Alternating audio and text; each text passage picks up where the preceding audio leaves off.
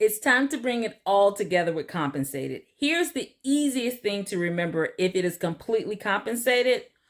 All of your pH values will be normal. So you can see I already wrote in normal for all of your pH values.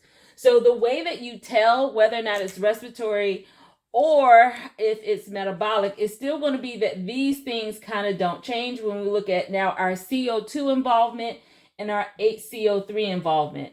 So to know that this is respiratory acidosis, you're going to still see an increased CO2 level, and you're still going to see an increased HCO3 level. We just know now that it was able to compensate to the point that this pH is now normal.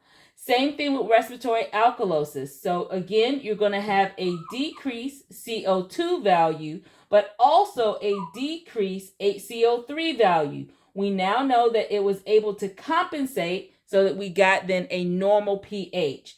If it's metabolic, we're still going to have then a normal pH, but then we're going to notice that for our HCO3, it is still decreased, and we're going to notice that now, instead of our CO2 being normal, it is also decreased. It is just decreased to the point that it was able to compensate and make the pH normal.